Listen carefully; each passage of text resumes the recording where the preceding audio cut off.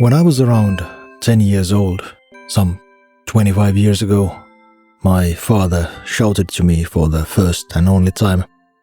I hadn't done anything wrong per se. I wasn't scolded for disrespect or sass. I had not lied, broken anything of value, or taken something without a permission. The catalyst for this aggressive outburst was a video game, Ninja Gaiden, or as we knew it back in the old continent, Shadow Warrior.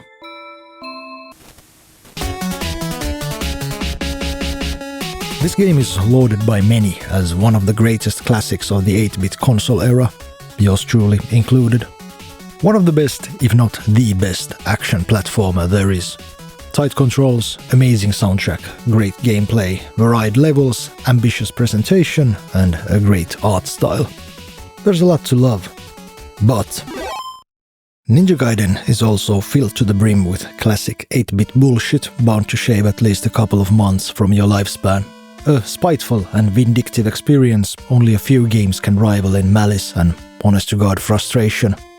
The type of experience Dark Souls, Super Meat Boy, Getting Over It and the likes dream of becoming when they grow up. I'm quite capable in the game, despite the vithrolic difficulty. I'm not excellent by any means, not a speedrunning, no-hit-run freak. I'm 10 years old, so I've little to do and lots of time to do it. One day I drudge myself through the game, and come the final level, come the final boss, I'm stoked. I never had the tenacity to go this far. And what a final boss it is. The masked devil, the right hand of the big bad demon Jakuo, is revealed to be your father. This was mind-blowing stuff for a kid who still had a year or two to go before being introduced to Star Wars. The whole reason for this continent-stretching slaughter was to avenge your father, and now you're forced to fight him to the death. The awesome soundtrack kicks in, and I die within moments without landing a single hit on the boss because, did I mention, your health isn't refilled before boss fights. Much to my surprise, I find myself not at the start of the boss fight, not at the latest checkpoint, not even at the start of the level, but at the start of the final act. That's 3 goddamn levels. But you know how a young mind handles these kinds of situations if you started your video game journey pre-internet era. Games were an open field of cryptic opportunities and rampant theories. My 10-year-old mind draws the only possible conclusion. It is because I didn't land a single hit. That's the reason I got sent all the way back. I make my way through the levels, and this time I managed to land a couple of hits before death claims me. And the game whisks me back to the start of the act. There was no secret. Of course there wasn't. I get better at the boss, chip away more health every try. And let me remind you, this was old school hardware Nintendo. No save states, no emulations, no level skips. Just you and the controller against the evil machine. Finally, I managed to land the killing blow, with only a sliver of health left. This was the most monumental achievement of my yet short-lived life. With glee I watched the ending cutscene. Then the phase 2 of the boss fight started. The boss killed me in an instant and sent me back to the beginning of the act. Which brings us back to the beginning of this video. The stoic, usually subdued naval officer bellows at full force at me. You see, after my surprise defeat, I did what any other 9-year-old, who'd just had his victory stolen from him by cruel and unjust means, would have done. I screamed as loud as I could and threw the controller into the TV. My father snapped and proceeded to scold me of this violent behavior, so bewildering and alien to him. He threatened to take my Nintendo away should it bring forth this type of behavior. I panicked. This game had no passwords, no saves, no level skips. I'd have to start all the way from the beginning were my father to take my Nintendo now. Plus, evening closed in, and tomorrow I'd have to go back to my mother's house. Nintendo-less. Next retry would be weeks away. I beg, plea, promised to cease my outburst. Tears ran down my face. Not so much from the shouting, out of sheer anger towards the game. My father gives me a second chance. He sits in his engraved wooden chair, the only one he owns, and lights a cigar.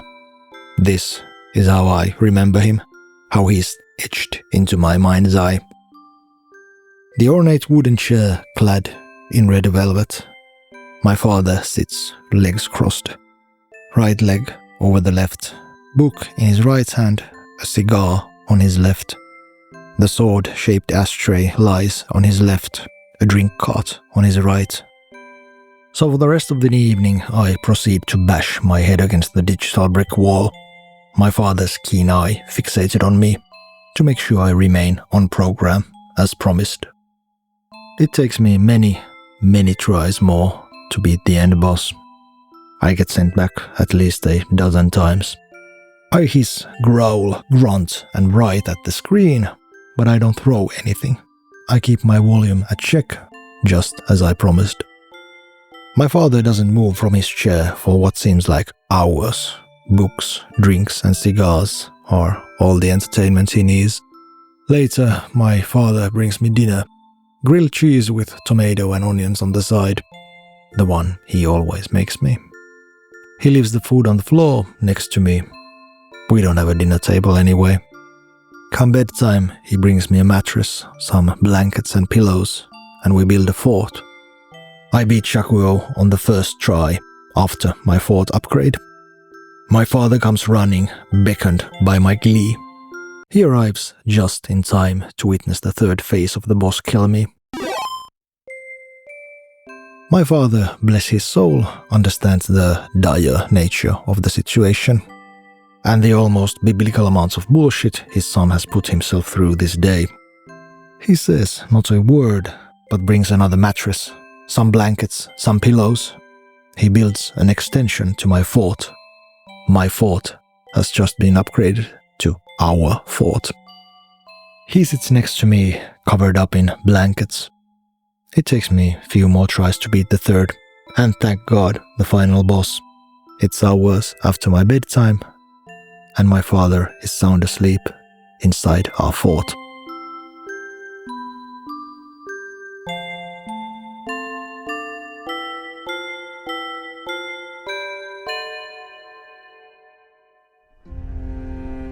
Let's stick with my daddy issues for a little while longer. My father had this adage, elämä on kilvoittelua. A direct translation could be, life is a competition or life is a struggle. But neither of these translations grasp the right tone and feel. In Finnish, the common word for competing is kilpailla. Corporations, media outlets, politicians, athletes, these are the ones who compete, the ones who kilpailevat. But kilvoittelu is an old-timey word and has this weird, semi-religious undertone in it. Telu brings forth images of asceticism, self-reflection, of taking stock, even self-flagellation. It's an internal process of refinement, distillation, of burning away impurities, almost vehement towards external stimulus. There's no crowd, no prize, no accolades, no laurel for the victor. It's a competition between who you are and who you could be. Now, I've spent most of my adult life trying my hardest not to become my father, but the older I get, the more true elämä on kilvoittelua rings to me. Challenge, difficulty, and adversary seem to be the stones which against we sharpen ourselves, sand away which is no longer useful or necessary. The more marble hits the floor, the greater the statue becomes. Difficulty can be a medium for transformation. And as for video games, those seem to be the fulcrum against which my mind places these ideas. Difficulty reframes, recontextualizes, even reinvigorates the type of experience the game and its narrative is. Wherever you land on the subject, whether you enjoy difficult games or not, is besides the point. Effort is an integral part of video games. To conquer adversary demands effort. To score a goal, take a headshot, rescue the princess. To get something out, you need to put something in of equal value. This is the first rule of alchemy and the second law of thermodynamics. Energy can't be created. It can only be transformed. And like all transformations, it has a cost. It demands a sacrifice. And the sacrificial resource you barter with isn't just effort. It's also time. Time is valuable, perhaps the most valuable resource there is. And grand sacrifice demands a grand prize in return.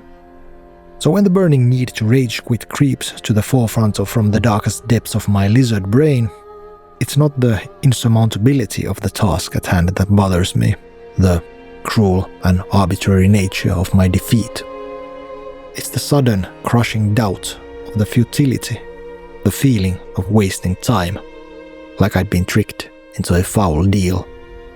When Quelaag AoEs me for the 9th time in a row, or the 14th Northman runs me through in one of Hellblade's one too many gauntlets, or I die for the 22nd time in the Temple of Time, it's not the game that gets under my skin, it's the ticking of the clock. Time is not just valuable, it's finite. Perhaps the most finite resource there is.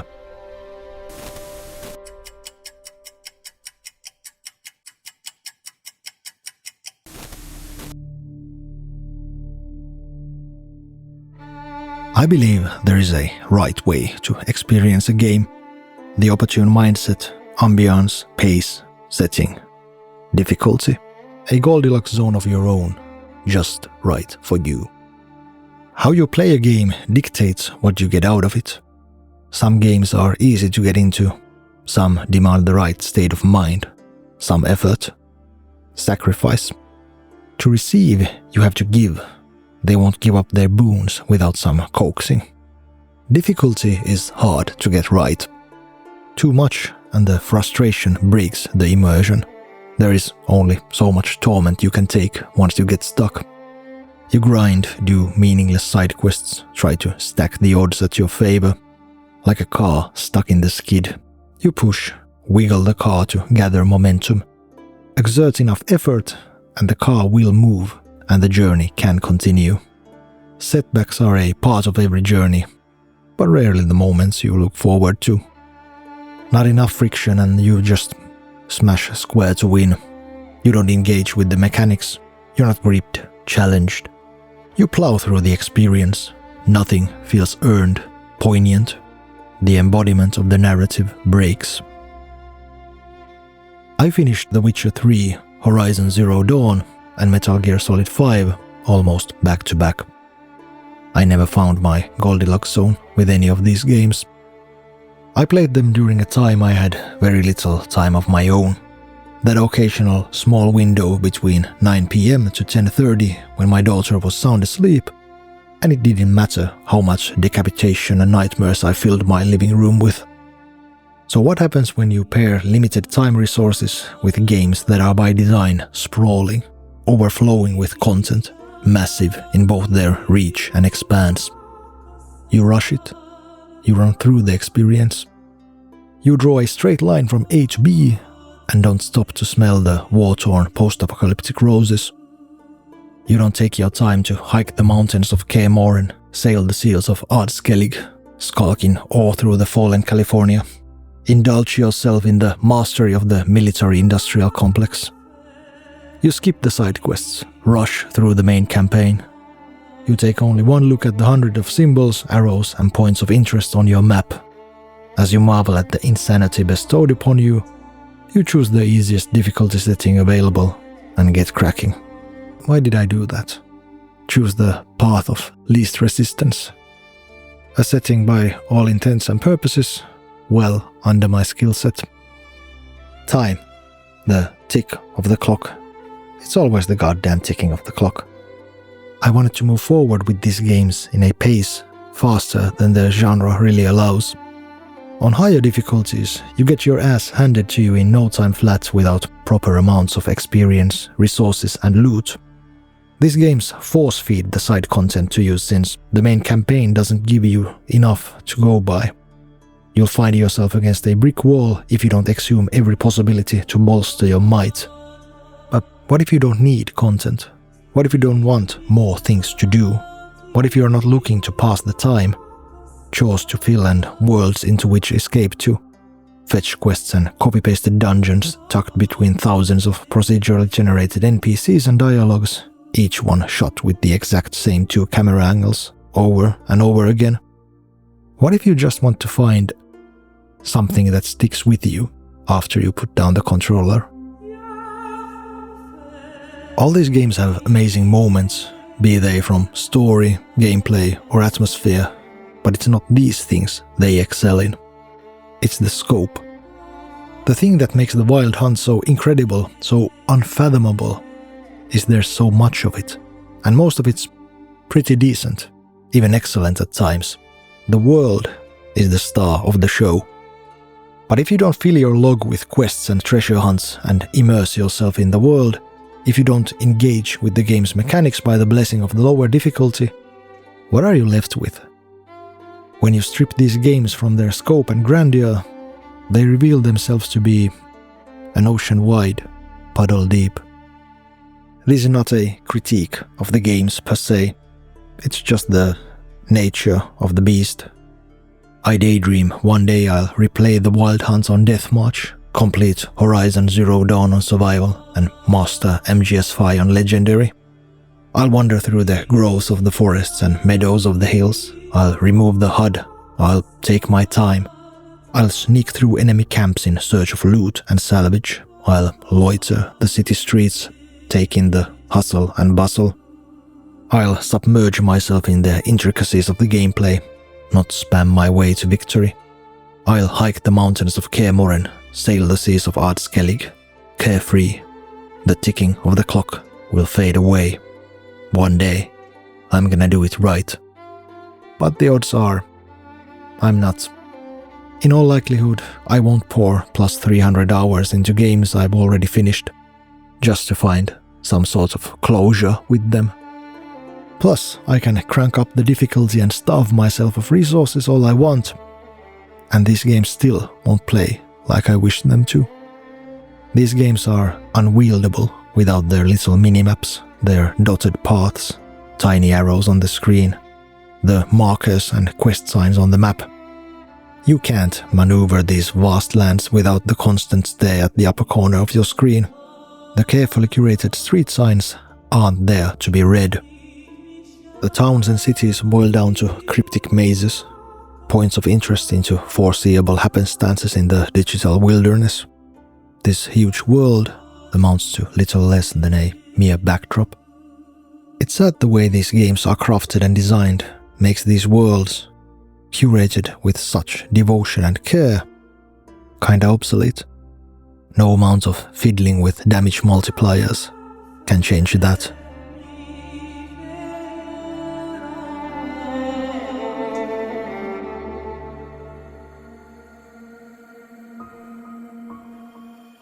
In NieR Automata, you've the choice of 4 different difficulty settings. The names are pretty self-explanatory. Easy is easy, normal is, well, still kinda easy. Hard is hard, and very hard is a goddamn nightmare. The mechanics don't change from setting to setting, only the health available scales different, the damage dealt and received. On easy, the game more or less runs on autopilot. On very hard, every enemy hits like a truck filled with lead bricks, and almost anything and everything will one-shot you. And in a game like NieR Automata, where every encounter is comprised of dozens of enemies and projectiles that number in dozens, if not hundreds, the possibilities of getting one shot are near limitless. But it's the feel and atmosphere of the game that receive the most dramatic overhaul when you bump up the difficulty. On easy and normal, no matter how many dozen enemies the game throws at you, no matter how many hundreds of projectiles plot out the sun, you always feel capable and empowered to take them on with grace and elegance. You deal death and righteous fury towards a crude, insect-like foe with ballerina-esque beauty. It's a glorious romp of destruction for the glory of mankind. You're not just the sword and shield of mankind, you're the sword and even bigger sword. You liberate and reclaim the rusted world back from the swarming sickness of the robot's army. With a little rebalance of damage multipliers, the story receives a drastic tone shift. On harder difficulties, NieR Automata is brutal. The feel and tide of the battle is reversed.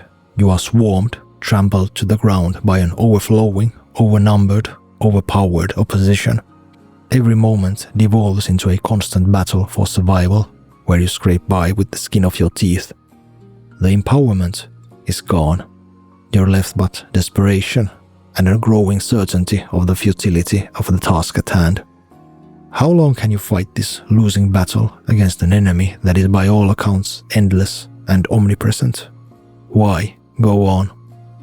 If on easier difficulties you carry the torch for humanity, on harder modes you protect a lit match from a thunderstorm. The once crude barrel-esque enemies turn into a ravenous, hive-minded beast, always just a second away from devouring you. Certain death is just a misstep away, and you will take that misstep. The constant barrage of enemy hordes and swarms of projectiles will see you to that. With a simple change of difficulty, NieR Automata manages to tell two tonally opposite stories.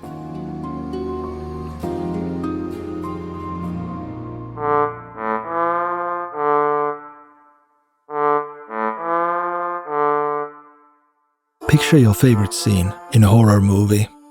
Alien, The Silence of the Lambs, The Shining, or in my case, The Exorcist 3. A god-awful train wreck with one brilliant scene hidden amidst all the schlock. The hospital scene. A minute of steady shots and silence, broken only by the steps of the nurse. Out of nowhere, a hooded figure, clad in white, marches out from one of the rooms. He wields a pair of garden scissors. The orchestra has an atonal fit as the blades reach towards the nurse's neck. Just before contact, the movie hard cuts to a sculpture. It also seems to have misplaced its head. It's cheap. A jump scare to end all jump scares. But it is damn effective, even when you know it's coming. Now, watch the same scene 10 times. Does the effect wear off? No matter how brilliant the scene, it does lose some of its zing. This is the uphill battle many horror games fight through. Few make it unscathed. But games have interactivity on their side, unlike their older brethren. This helps to ward off some of the calcification. You can try different things, screw up in multiple ways. Still, the game has to keep you hooked with a very limited capital, keep you interested in going forth. It can be tricky to maintain interest, but to maintain immersion, that's a goddamn magic trick.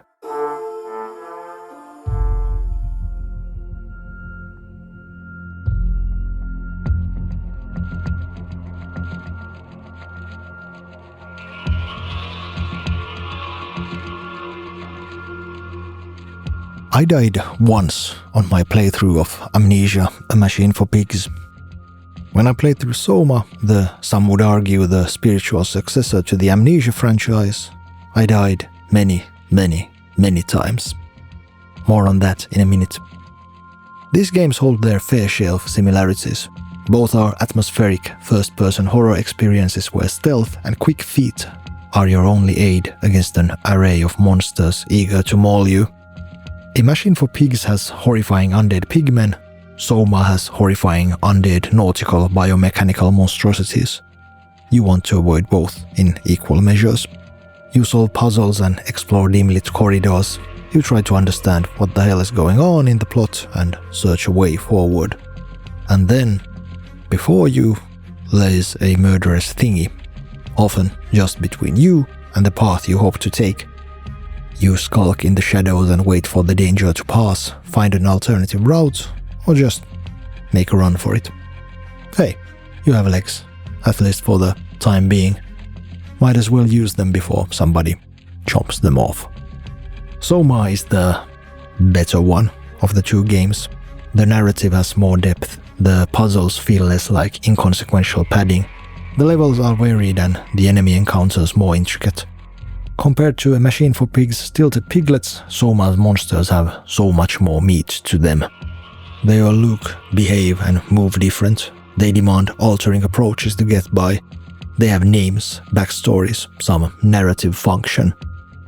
In A Machine for Pigs, all the encounters feel the same. You crouch in the darkness and wait for the generic pigman to walk by. When you hear a screechy sound or the music tense up, you know it's time to stop sneaking and start running. Soma seems the better game. It dives deeper, reaches farther, pushes further. Yet, despite all this, A Machine for Pigs hit me much harder than Soma. Yes, Soma has better gameplay, a more fleshed out narrative that tackles deeper subjects with better execution. But the narrative force and the mechanical prowess were dwarfed every time the game kicked me out of the flow, out of the immersion, with a fail state.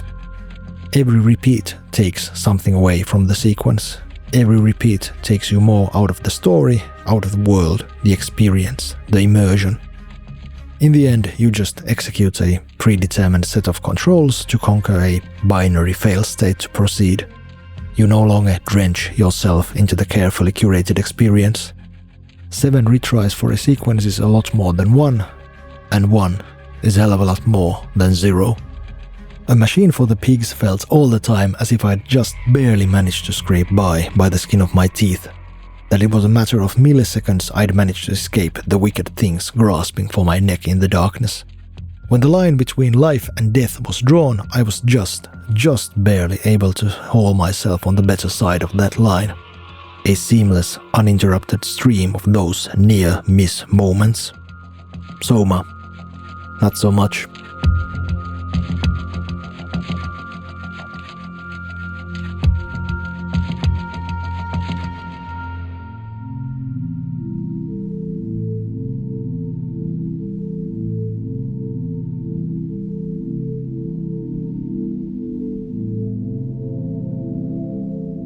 Signalis is one of my favorite releases to come out in a long time. The atmosphere is amazing, as are the visuals. The VHS futurism meets early Cold War propaganda meets space fascists. The story hovers somewhere between a compelling mystery and Lynchian dada. Signalis manages somehow to find its own identity despite the dozens of nods, Easter eggs, rethreads and heavy-handed homages. It sails the strange seas of nostalgia, eldritch and WTF with grace one can but marvel. This game doesn't follow the trend of like games of old but with some quality of life improvements and then some. No. It doubles down on its quirks and digs its heels to the dirt. Signalis is unwavering in its allegiance to the old ways of survival horror. You thought the red zombies from Resi 1 Remake were bad. What if every enemy resurrects unless you use a limited item to burn their bodies? You think rationing ammo was hard in the older games? How about we litter every room and hallway of the game with those resurrecting enemies and make them bullet sponges? You thought your teeny tiny inventory was a challenge to manage in the old days? How about we triple the number of puzzles and the number of items the cryptic item puzzles require? Signalis intensifies the innate attributes of the genre. It ramps up the pressure, which in turn intensifies the horror. That's the working theory, at least. Whatever the reason might be, Signalis manages to pull off the coveted magic trick of time travel. Throughout the game, the puzzles, the story, I took notes, drew diagrams, wrote down radio frequencies, law speculations. With pen and paper, with my own 2 hands. I have not done that in this millennia. This game does so much so right, but the puzzle designs of Signalis are akin to a fractal. Now, what does that mean? You have a hub room which holds a locked door and said door demands multiple keys to open. From the hub room, you have multiple different routes that crisscross, interconnect and loop back to the problematic locked door. By the end game, you'll be juggling doors with 6 locks, each lock in demand of multiple puzzles to acquire the necessary key. An ever-expanding array of item puzzles nested inside a bigger puzzle. A fractal? Now, let's throw into the mix the game's very limited inventory of 6 slots. Since most of the game is nigh on impenetrable darkness, you might want the flashlight. There are tons of enemies, many do massive damage. A weapon and some ammo might prove useful. You may omit the last line of defense melee weapons if you're quick and daring, but for crowd control and tight spots, you want something with a bang. A shotgun it is, and since it's for emergencies only, you skip the extra shells. You may consider a healing item, the enemies pack all kinds of punches and you can only save in dedicated save rooms. This bare bones loadout is 5 slots. 4 if you omit the healing items. Half if you omit the flashlight, which renders some areas of the game straight unplayable. And what about all the things besides key items you happen upon? There are at least 5 types of ammo in this game. No health items, no rare and so important flares to stop the enemies from resurrecting, no melee weapons, no new weapons, no accessory items. And it's not like you don't need the extra items. You do. Even on normal difficulty, this game hits you hard, and the enemies can take some 1,500 bullets to kill, after which they just get back up. The late game puzzles demand multiple items to solve, and by the end game, you're running around the abandoned district with a dozen key items. You end up back and forth between save rooms and puzzle locations, even if you strip poor Elster from every vital piece of gear and play the most optimized way possible. You can destroy something from your inventory to make room should the need arise. Destroy, but not drop to recollect later. Lose ground or face the tedium of backtracking. As the puzzles grow more complex and formidable, the game devolves into runs, scavenge, puzzle, and explore. The suspense of exploring the unknown takes an arrow to the knee as the key items pile on. Trial and error are the only ways to learn what you need. This is a staple of the genre, an homage to the past. Back in the day we ran around with 6 inventory slots in Resi 1 and had a marvelous time. Presumably. But Resi 1 never had us do puzzles with dozen key items with those 6 slots. And thus it comes apparent Signalis doesn't excel only in atmosphere and visuals and story, but also tedium. I ditched my trusty pen and notebook in the end. I no longer took notes, drew diagrams, wrote down what I thought was going on. The inventory, the tedium of item management wore me down. The corridors of Sierpinski bore me down. Somewhere around the halfway mark, I dropped the difficulty setting to filthy casual. I googled a spoiler-free walkthrough and finished Signalis, one eye fixed on the walkthrough, the other on my TV. I can handle difficult, but this wasn't challenging. This didn't sharpen, heighten, or reveal anything to me. There was no transformation, no overcoming of a boundary. There was only futility on a scale I wasn't ready to deal with. I do love this game. The King in Yellow, fleshy pits, weird first-person scenes that break the laws of time and space. It's in German, occasionally. How do you top that? Well, you can't. You don't. We've peaked. We might as well pack our damn things and go do something else. But the inventory pulls you away from the vibes. It forces you to focus on the mechanical minutiae. It doubles, maybe even triples the game's runtime and offers very little in return. And so Signalis, like many before it, dives headfirst into the pit where immersion goes to die. It is the unknown we fear that beckons us to move forward, and the unknown is the first to go when games invite us to rethread our steps ad nauseum. All the dim-lit hallways, dark corridors, the corners you were afraid to peek around, the streets bathed in fluorescent are reduced to familiar geometrical shapes through which you maneuver with frugal efficiency. The industrial pound, the shrill atonal soundscapes become little more than static. The terrifying monstrosities, their screams and flailing demeanor devolve into a friendly reminder it's time to zigzag and mind your step. The terrifying adventure morphs into a series of habituated button prompts you execute to get from point A to point B. You're no longer in Rotfront. Bioresonance no longer distorts the world through different layers of dream, space, and time. The King in Yellow ceases to entice you forward. The red eye watches over you no more. Reality shifts, and you are once again the middle-aging boy man on his sofa. You grasp the controller 4 hours past your proper bedtime, and from under the different layers of silence, you can hear the all-too-familiar ticking of the clock.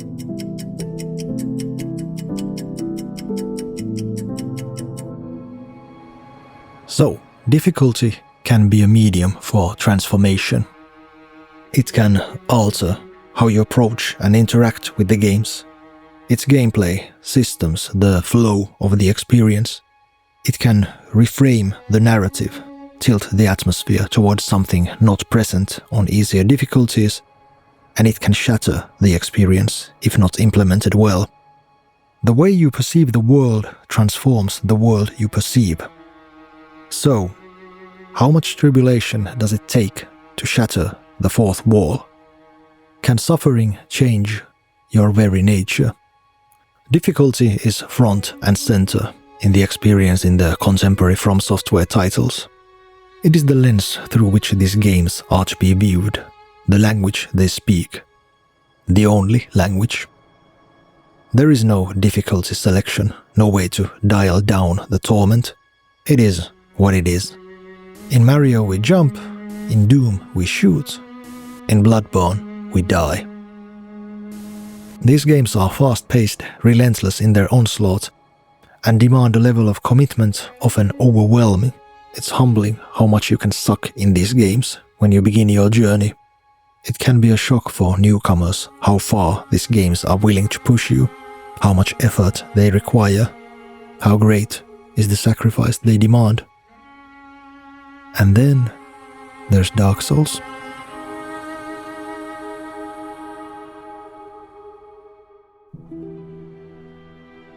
To me, the original Dark Souls is still the most unique and interesting of all the series offerings.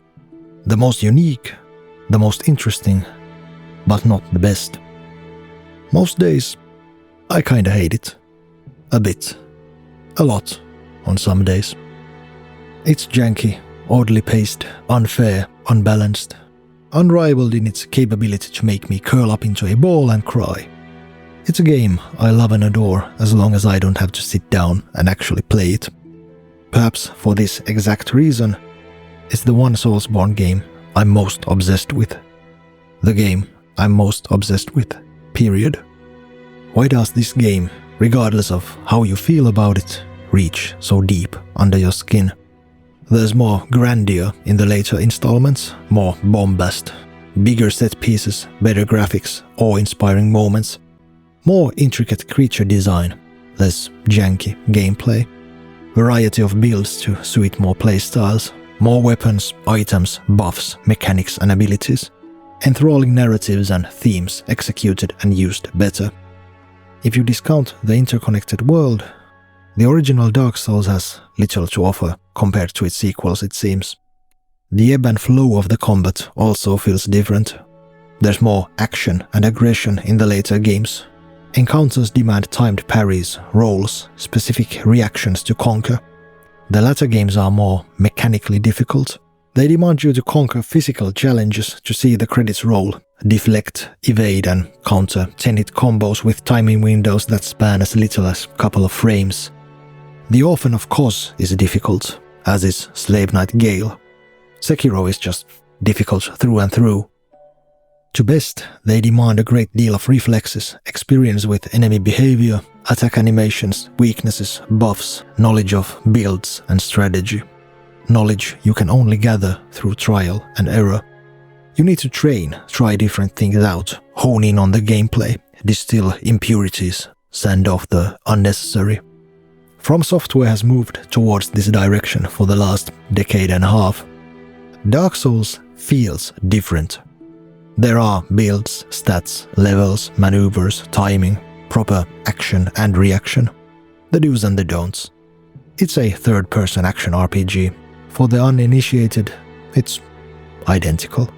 But the key to conquer Dark Souls, the pathway to get good, is not about your skill set, but how to manage the breaking of your spirit, how to keep at bay the sensation of futility, the ticking of the clock. The ultimate quest of Dark Souls is to not to go hollow, to not lose your will to go on. The story of Dark Souls is a story of suffering. There's Lordran, the undead curse, the legacy of the god King Gwyn and his war against the eternal dragons. There's the linking of the fire, the coming age of dark, and the dark soul of mankind. But that's what the story is, not what it's about. Lordran is cruel, unfair, desolate, in stasis. The kingdom is trapped in a downward spiral, and your only choice is whether to embrace the status quo or walk away from it. Everything is bound to repeat, regardless of your choice. The Age of Grey will never return. There is no return to the primordial stillness. There is only the Age of Fire, the light, after which comes the dark, after which comes the light, after which comes the dark, till the end of all times. There is no escape. This is the despair you fight against in Lordran, in Dark Souls. This world is a hostile gauntlet, destined to loop till the end of time, regardless of how strong you become. Why do you go on? Why won't you just embrace the hollowing? The trivialities of your journey will change. Time is a fickle thing in Lordran. You may align yourself with the sun or the dark. You adorn yourself in robes and pyromancy, or cower behind your shield and spear. You may help, save, betray, condemn. You choose a different path, change the order you face the grand ordeal set upon you.